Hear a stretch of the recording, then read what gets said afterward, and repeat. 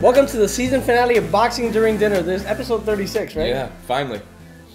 Were we waiting for episode 36? No, we weren't. At 36. Well, but for the season finale. There's really no significance in the number, but here we are. I want to start off by saying Kieran Mulvaney commented on our last episode. He said that he might have set a bad precedence by his bar episode. Yeah. with you in New York. What'd you do to Kieran? I got him drunk. you fucking bastard. Anyway, we're eating Chipotle today on the season finale because we love Chipotle. Yeah, I'm having a salad with a little bit of guac. And a certain chef canceled on us. Next year. Next year she'll cook for us or one of us at least. Or cook for the entire nation. So this is the season finale of Boxing During Dinner. We have lots to talk about because we're gonna go over Fighter of the Year, Breakthrough Fighter of the Year, Fight of the Year, etc., etc. All that good stuff. So we actually asked some of our fans on Facebook, and we got some cool answers back. So we'll talk about some of that. But let's start to talk by talking about Andre Ward and Carl Froch. It was the last big fight of the year. It went as expected, David. Everybody expected Andre Ward to just come in and box Carl Froch's ears off, and that's exactly what he did. Yeah, I had a chance to watch the fight. I ordered Showtime for one night so that I could watch it. By the way, if you prorate your Showtime subscription, it's literally like $1. Yeah, so there's the trick to do it. Do not pay the $24.95 they'll charge you. Anytime Showtime's going to show a fight, just order it that night, cancel Showtime, say I don't like it, and then, yeah. But yeah, I watched the fight. Andre Ward is, I'm going to say, the second best boxer in all of boxing next to Floyd Mayweather. The difference with Andre Ward is that he's a rugged fighter. People don't respect him for his power, but he stunned Carl Froch several times throughout the night. In addition to the fact that every time he boxes in close, he digs his head into your shoulder, he makes it a very uncomfortable fight for you. Carl Froch never got on track, never figured out Andre Ward, and Ward cruised to a unanimous decision. Oddly enough, the only judge who had it by a wide margin, which is how many people saw the fight, was the British judge, who probably would have gone in favor of Carl Froch, but he's instead the only one who saw it as a really, That actually happened when Clinton Woods fought Glenn Johnson one of the times. One of the judges that had Woods winning the fight was Rick Bays, who's from Miami.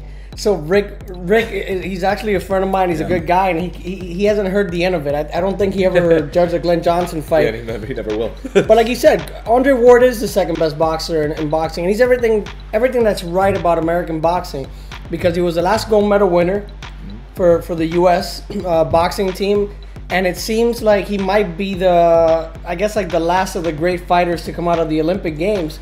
Because, you got guys like Gary Russell, and then Rau'shee Warren is going to fight in these Olympics. He's going to be a good prospect coming out.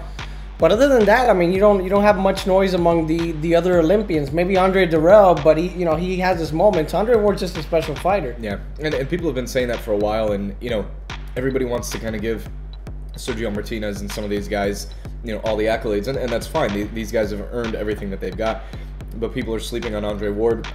He's fought arguably some of the stiffest competition in the past 2 years of anybody in the sport. He's probably the most technically sound boxer, again, outside of Floyd Mayweather. And he's rugged. There's nobody, I think, near 168 or even 175 who can beat Andre Ward. That was my next question, David. With the 168 division being, I guess, so... It's not that it's thin, but he's just walked through everybody that he's fought in the division. Do you just think he fights Lucien Bute, or does he wait for Martinez to maybe move up, or Julio Cesar Chavez? It'll be interesting to see. I mean, I think Martinez is probably out of the question. They continue to say he's not moving up. Maybe Chavez somewhere down the line.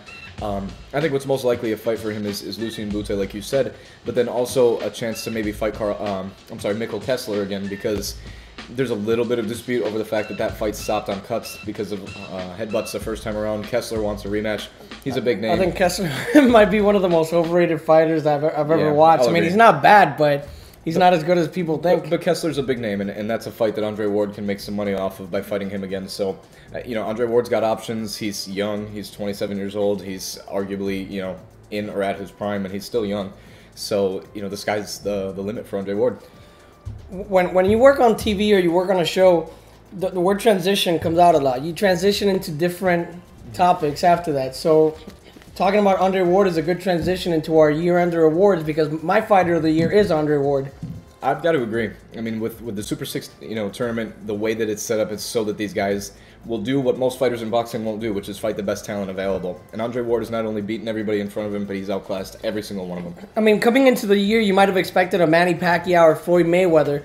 Mayweather only fought once. He did what he had to do against Victor Ortiz. And he fought 4 rounds. And Manny Pacquiao, yeah, he beat Shane Mosley earlier in the year, but it was an older Mosley, and I don't think he won his last fight against Juan Manuel Marquez. As you chew. Yeah, keep talking.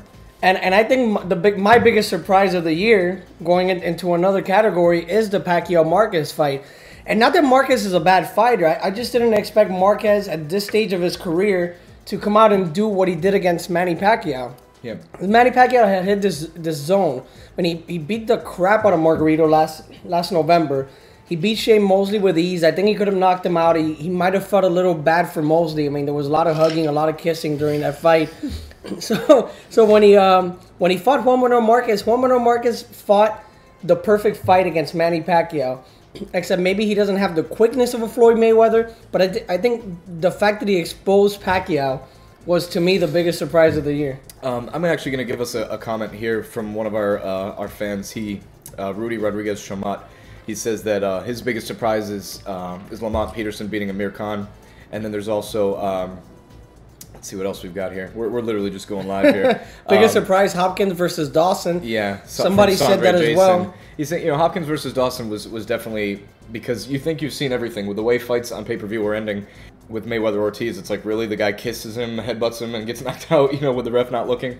How could it get any weirder than that? And then you get a guy falling. Do you think the biggest disappointment was the Hopkins fight or maybe the Ortiz fight, the way that ended? No, I've got to say the biggest disappointment is probably, the fact that we still don't have Mayweather-Pacquiao. That's absolutely true. It's the fight that everybody wants. We've been talking about it for, 3-4 years already? And they still haven't fought each other. And we're going on, 3 years now. It's, that has to be the biggest disappointment. There's always surprises in the sport, but the biggest disappointment to me is something that can be controlled. And that is something that should happen. It could happen, and it's not happening. Breakthrough fighter of the year. I have to go with Carlos Molina. I know I love the guy. I think I've mentioned Carlos Molina in every episode that we've had this year. But Carlos Molina continues to impress. I mean, he beat Kermit Cintron, looked great. He had the draw against Erislan De Lara, which a lot of people thought he won. And he's positioned himself into being one of the most feared fighters in all of boxing. And now he's got James Kirkland coming up. Now he has James Kirkland. And you got to give props to both these guys for fighting each other. Because the 154-pound division has so many good fighters. Yet Canelo Alvarez isn't facing the other good fighters in the division. Neither is Julio Cesar Chavez, who just moved up. Martinez, he's basically fighting at 160 now. And there's so much talent, and nobody wants to fight a Lara, nobody wants to fight a Kirkland, and two of the best fighters are going to fight each other. And I think it could go either way. I mean, Kirkland might be able to knock him out if he catches him late, but I think Molina has the ability to box him and win the fight by decision, and that's why Molina, to me, is the breakthrough fighter of the year. I think we should give Carlos Molina a call and let you go on a date with him. I think I should go on a date with him. I don't know if there's anybody who loves Carlos Molina. Or at least manage him or something, right? Yeah, I've got to agree that Carlos Molina is really the breakthrough fighter of the year, because you could argue Gary Russell Jr. or someone like that, or even an Adrian Broner, but these guys are still fighting, unproven past contenders and stuff like that. But Carlos Molina is somebody who was apparently already past his window of opportunity and then comes out of nowhere and starts beating, or contending with guys who he's supposedly not supposed to be in the same class as. He's absolutely a changed fighter. He's dynamic. He boxes. He's an underrated boxer, and he catches people sleeping, and that's how he beats them. There's actually somebody, Vicente Sanchez, a fan of ours also. He says the biggest breakthrough is either Argentinian boxers or the 154-pound division, and I have to agree 100% with him. The Argentinian boxers in the sport give hell to everybody that they get in the ring with. Absolutely. Day in and day out. They're hard as nails fighters. And Martinez, to me, is one of the best fighters in all of boxing, and probably one of the nicest people in all of boxing. And he comes from Argentina, and it's kind of a change from years past when you got these guys from South America with padded records. They have 30 wins, 30 knockouts against like the guy that pumps gas or the guy that packs the groceries at the store. And now they're coming in here and they're actually fighting legit fighters and they're doing well. So Hey, props to the Argentinians. And you guys got like that. Lucas Matisse, who, just is a trouble for anybody who gets in the ring with. And if he doesn't get a viral infection, then he's fighting Eric Morales in a fight that I believe he wins, And hopefully Lucas Matisse gets his chance in 2012 also. But which actually, Danny Garcia has a very good chance of beating Eric Morales. He has a chance to do what Matisse would have probably done in that fight. I don't know why Eric Morales is taking that fight, but God bless him for taking the chance. Before we go to Fight of the Year, I just want to acknowledge a couple of things that happened in boxing this year, because there was a lot of tragedy in the sport. We lost Joe Frazier, who you guys saw here on Boxing During Dinner. You lost Gennaro Chicanito Hernandez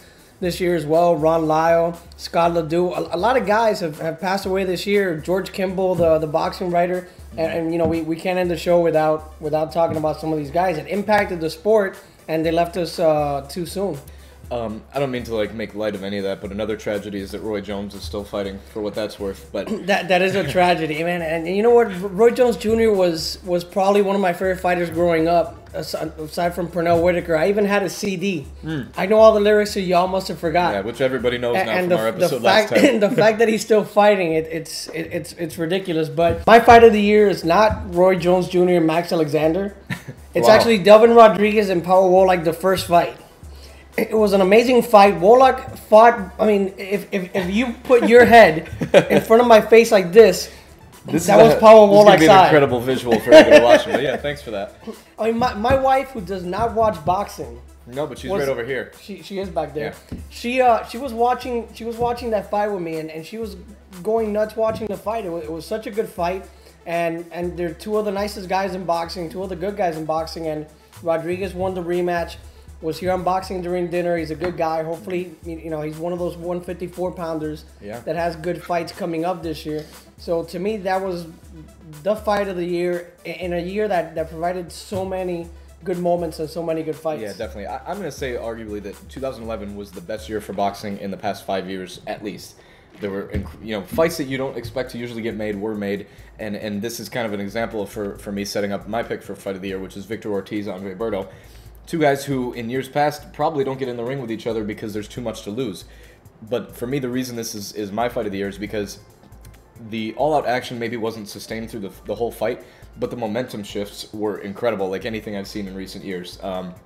The sixth round, to me, was one of the most dramatic that I've ever seen, with Ortiz looking totally like he was about to lose a fight that he was winning convincingly, and then comes out of nowhere and drops Berto with a nasty left hook. And Emmanuel Stewart's reaction, I will never forget, is "Oh my God!" like that. Emmanuel Stewart, who's not known for hyperbole, just totally lost it. And they get to do it again, this year. February 11th in Las Vegas. Showtime picked up that fight. Do we agree? Best commentator Harold Letterman.